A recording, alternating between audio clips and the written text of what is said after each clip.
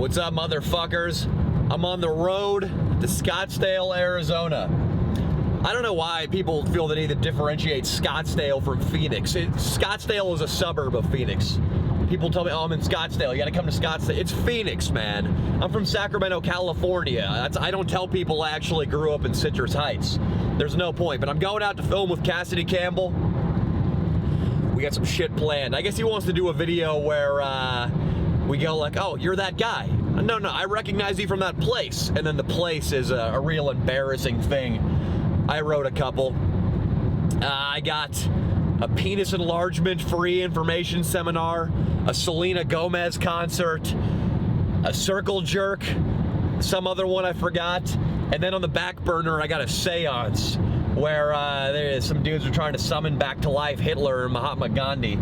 I don't know what the IQ level is in Cassidy's fan base, though. I don't know. I might need to pull the seance one. I don't know if I can define that word. Out on the road right now. This looks like some sort of sandstorm. I'm not too sure what's going on. We're crossing into the desert. I just drove through all the little shitty suburb communities of Los Angeles. You know, the places that are still considered Los Angeles. Sort of what Scottsdale is to Phoenix. But they're an hour away from downtown or Hollywood. I don't understand that at all. The whole point of living in the greater Los Angeles area is the hot chicks, the restaurants, the glitz, the palm trees, the beach. If you're living in Rancho Cucamonga and you're still paying 90% of your money in taxes, and your house still costs $800,000 for a rundown 2-bedroom with no garage, move to Nevada, move to Elko, move to Oklahoma. There's no reason for you to be here. Oh, I guess you do have fine freeway decorations such as that woolly mammoth up there. I don't know if any of you caught that. But this, I'm sorry people, this is just another apology to you guys. I had a hectic week last week. I basically reached the point of total burnout, and I posted that video on my YouTube channel saying things have to change, saying we were going to do the podcast show as the primary piece of content, and then I was going to pull back a little bit on my main out in public videos. I've rethought that, and in retrospect, I should have waited a few more days before making any major announcements. We are going to do a big podcast show, a big Howard Stern multi-camera, guests, couch, written comedy, anarchy style podcast show. That's going to be the Leo and Danny show. That's what it's going to evolve into. But I'm going to keep going out and doing remote pieces, spending a full day on them with written comedy with the whole crew. You know why? Because I'm the fucking best at it. And I already, right when I took a couple days off, I saw young kids out there copying my shit, trying to behave like the D-Meister and bite my bits. And it didn't sit right with me. And upon reviewing this Santa Barbara video, which I shot right before I made that announcement, which the Santa Barbara video, it's posting today, which by the time you see this video, it'll be like yesterday. It won't be today anymore. That just proved to me, dude, nobody can do this shit as well as I can out in public fucking with people. Nobody can go out and torch the locals, get them all riled up, say a bunch of offensive stuff, raise hell in a Starbucks or the UC Santa Barbara Library. Nobody can do it like me. And therefore, I'm going to keep doing it. And the way I'm going to make sure I can keep doing that without burnout is an editor. I'm in talks with multiple editors right now. And what my week would look like would be, we'll start on Saturday. We'd go out on Saturday and film the bit. Film the big piece. That would take pretty much all day. We'd wake up at 7, 8 a.m., go out. We wouldn't get back till the sun was set. Long fucking days on Saturday. Sunday, I take off to watch football, lay back, recuperate. But then on Monday is the start of my week. Monday looks like about a 5-6 hour day editing, then writing after that in order to plan for the next Saturday's shoot. Then Tuesday the same. Wednesday, ramp up the editing. The editing might turn into a 7-8 hour day. And then oftentimes Thursday, I would be waking up at 6 a.m. and editing around the clock until 6 and uploading the video right then. Trying to get it out before too late so I could still get a lot of eyeballs on it. And that kind of schedule is what was making me lose my fucking mind. That many editing hours. And it sucks because I'm waking up early and the first thing I'm doing each day is editing. And editing is oftentimes not even creative. It's not storyboarding. It's not rearranging the jokes or adjusting the timing on the clips. It's pushing the faders. It's subtitling. It's adding in lower third titles to describe where we are. It's lining up the names on the Patreon credit at the end. And that's stuff that I can outsource and use my creative energy for stuff that's actually I enjoy and that I want to continue to get better at. I don't want to be a professional editor. I want to be a professional comedian. So I'm going to get somebody editing. I'm probably still going to be putting in 1 day a week editing just to revise, make sure everything's up to my standards. But 2 to 3 days freed up every week to just write is going to reinvigorate me. It's going to make me so much more excited about going and filming these remote pieces because I can further define the concept and story of that shoot. I can write better jokes. And most importantly of all, I can hit the stand-up circuit. I'm going to start getting up on stage, holding the fucking mic, doing the open mics, doing shows. Improv has completely been a game changer for me. My last 2 videos, the Arizona and this Santa Barbara Picking Up Girls While High video, I think are going to be some of my best performances. I think you'll agree. And I owe that to the improv. In 1 second, there's some kind of freeway change coming up that I need to pay attention to my GPS for. Okay, back on a manageable freeway here. And I'm driving through the Indio, California / Palm Springs area, which is very sentimental to me because it was here that my favorite event in college took place, which was our formals. I planned one, and we rented out this shitty, flea-bitten little motel that had a big pool in Palm Springs, and basically fucking burnt that shit to the ground. I don't have too many good stories from there, and I want to tell a story here. Mostly it was just you bring a date, you hook up with her, and you get real fucked up. I did invent, at least to my knowledge, the beer-nade on that trip, though. The beer-nade, of course, is when you shake up a canned beer, open somebody's hotel room door, hopefully one of your buddies, doesn't have to be though, and then you throw that can inside right when you crack it and you throw it inside, and it gets things really wet. That's a move I invented. But, little story I'll tell you people right now. In college, semi-related, there was this kid everybody hated, we called JP. I think it was because he was, well, I didn't come up with this nickname, but he was Jewish, so everybody called him JP, like JP Morgan, and I think those were his initials, too. And JP Morgan, the famed capitalist. I don't think JP was Jewish either, otherwise he wouldn't have reached a position of such prominence at that time in history. The worst version of men comes out while they're in a fraternity in college. It's like high school with booze. All the pettiness, all the rivalries and the insecurities and the backstabbing. It's that with alcohol and cocaine and a huge budget provided by your house. And then also a house in which to perpetrate all these atrocities. So there's no police, there's no parents coming home for the weekend, the parties don't end at 2. You can just fuck shit up, break windows, destroy personal property, and there's a bottomless house fund that will always make up for the damages. Because everybody has to pay dues, and they're really expensive, and that money is just used to repair shit that gets broken around the house. JP's in Indio, California. We get the idea, me and a couple of the other wrongdoers in the house, and this was before the house got cameras, an addition that was brought on basically because of me and the gang of wrongdoers. We decided to go to JP's room and raise hell. The door's locked, of course, so at first we think, hey, how are we gonna get in? There's nothing we can do. The guy's out of town, yeah, and we could fuck with him, but he's locked up tight. I think we're gonna have to give up on this plan to vandalize. Not so fast. One of the guys in the house, he was a 4th year at that point, he'd been around a long time. He knew the secret of going through the balcony window and door. The doors were there, big floor-to-ceiling windows that opened up for the balconies, onto the balconies, and they had little, I don't know what the word is, the hinges, there we go. I'm not much of a hardware handy guy, but you could take a screwdriver and a hammer and knock the pin or something out of these hinges, and you could take the window / door off the hinge, put it next, just move it aside, and then enter the room. Just break and enter. So a gang of us, a raiding party of 4, did this one night when JP was at Coachella. We took the screwdriver, the hammer, tap, tap, tap, knocked all the hinges out, or the pins out of the hinges, put the door aside, went into the room. He was gone, his roommate was gone, it was pitch dark, and we had a plan, by golly. Beforehand, we'd gone down to the Ralph's in Westwood Village, about half mile's walk.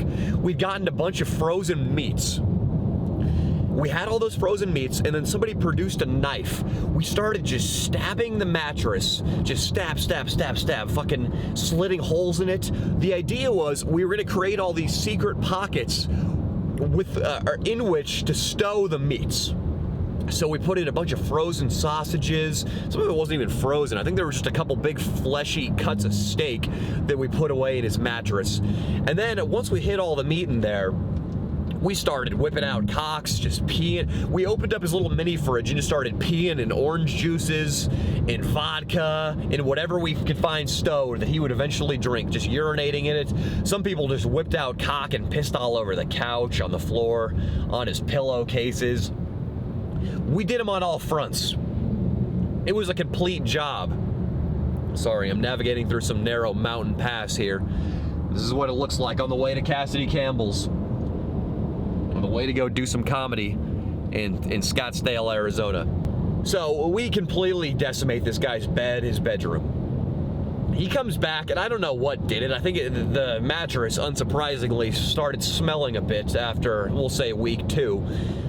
He brings this up with the class president because I think he eventually found one of the little pockets we hid the meat in. He brings this up with the fraternity president.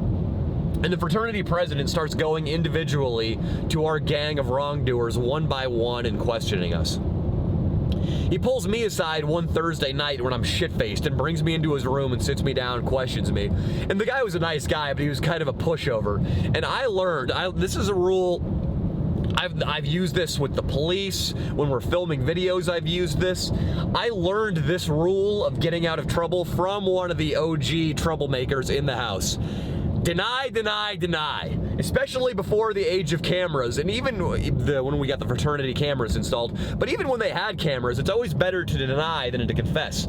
So he brought me in, hey, Danny, did you go in there when I just almost said his name. When JP was away at Coachella, did you go in there with a couple cuts of T-bone steaks and hide them away in his Serta mattress? And I said, no, absolutely not. I would never do such a thing. I have the utmost respect for JP. I think he's a great asset to this house. I would never put a bunch of ballpark francs in his pillowcase for him to find when he returned home. It's not in my vocabulary. It's not something I'd be interested in.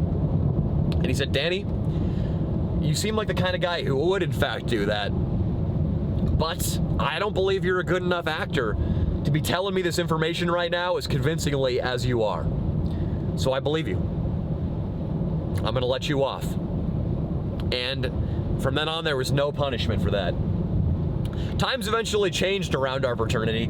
We did, because I was a transfer, so I got there my junior year. We did that my junior year, my third year, and then my fourth year, that's when people wised up to because it eventually became a sport. Just fucking with the house and fucking with other people became more desirable than getting involved in the leadership positions, playing intramural football, going to the little sorority events, though I did plenty of that too, because pussy and destruction were high up on my list of interests. But destruction was such an issue in the house, we had to get infrared security cameras installed all over the place. So just turning out the lights wasn't an option. It effectively, unless you wanted to throw on a ski mask, it effectively shut down house vandalism. And I got fined all the time. I came back blacked out from a date party once. I went into the shower room with destruction on my mind. One of the shower heads, I decided it was looking at me wrong, so I went over and I delivered a high push kick. I'm flexible and I'm tall. Kicked a shower head clean off the wall. I thought that would work and it would be gone and somebody would come in the next morning and go, oh dang it, and screw it back in. Not the case. Those things, they're connected to some kind of water vein. As I admitted earlier, I'm not the most handy man. I didn't realize that. Flooded the bathroom, and an emergency plumber needed to be called at 3 a.m. I had to pay for that, or rather my father had to pay for that. I didn't have any source of income when I was in college. Shout out to Gary S. Mullen, the Honorable. The littering, I took a shit on the bathroom floor once. Yeah, we couldn't throw trash or break bottles in this one alley that was determined, and I went and did so anyway. Got fined for that. And then eventually, I've spoken about this a couple times on the podcast and the videos. The big kick-out incident came when we went over to the Lambda Chi fraternity when they were away on formal too. This all ties back. And we snuck into we hopped their fence, we snuck into their back room, we turned on a bunch of faucets and hoses in their backyard and turned them on and let all the water flow into their basement. We ended up flooding out 2 bedrooms. The mold and the water level, it was about 6 inches of water across the entire basement. It forced 2 guys out of their rooms. It caused, we heard, because we had one guy, one of the troublemakers was on the interfraternity council board, and he got wind of what was going on the fraternity row. $14,000 worth of damage to the house. And of course, I was very proud of myself. Told everybody who would listen in my house, including a couple people who hated my guts, or it reached their ear through the grapevine. So they used that, my enemies, they used that to move against me and suspend me from the house for the remainder. That was in, I think, May of my senior year. So that was the end of my Beta Theta Pi experience. They kicked me out of the house, and I wasn't allowed back for a full calendar year. So fuck those guys. And then my ban expired, and I'd come back for alumni tailgates every now and then. But I don't know if you saw the Sam Pepper video I just did. It looks as if I've been banned again. Sam Pepper on his YouTube channel, we go do a tour, and I get kicked out immediately. I get into it with some kid who's currently in the house. I only got one mode. When I'm out doing a Danny Mullen video, or I'm in anybody else's video, I get into it with people. Verbal shootouts, that's my specialty. But that's, there's a little story for you guys about the JP raid, my banning from UCLA.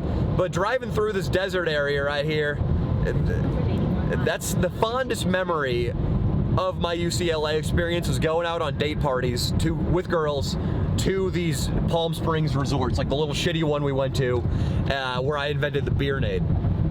There's a kid we're going to have on our podcast soon, who I personally talked into joining a fraternity, and the number one reason I advanced for joining was I said, dude, they have a $500,000 budget per year to spend on partying, and you can use that budget to help you get laid. We'd wake up at 7 a.m., get shit-faced, hop on a bus, a charter bus. I'm about to sneeze. I'm sorry, warning people.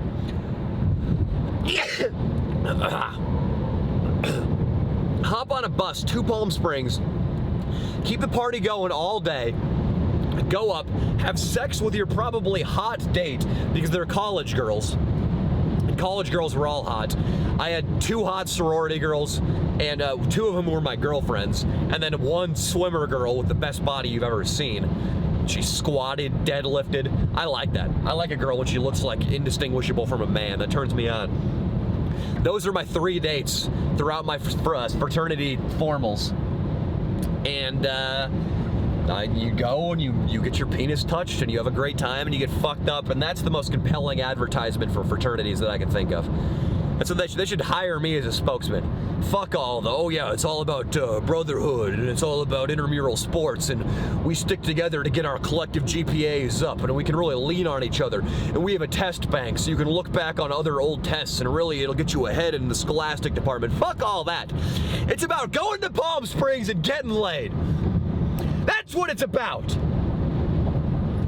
Yeah, I only talked to about maybe 3 guys that I was in a fraternity with. They're good dudes, though, and I'm glad I did make those lasting connections. Because what else do you got? I mean, how many fucking people do you talk to from high school? I have 1 really good friend from high school that I can think of right now. Yeah, that's top of my head. That's all that comes to it. But thank you, guys. I hope I'll put up. I got to put up another video for you guys from the I'm the Only Funny One video, where the crew all went out and made their own shit. I've been so overwhelmed this past week with my burnout that I haven't had time to plug in the hard drive, dig around, pull up a project, cut out the fat, throw it on the timeline, balance audio, and put it up for you guys. but I'll do it. I gotta give you guys a good video every week because, to be honest, you're what's keeping me moving right now. What you guys do for me, the support, is what keeps the Danny Mullen channel going. It's my most dependable source of income to know I can pay my subtitler, my filmer, my thumbnail guy, my soon-to-be editor, to pay gas, to get props off Amazon for the shoots. That's all on you guys, and I appreciate you so fucking much. So thank you for listening to these ramblings, and I'll check back in with you guys soon. Thank you so much, guys.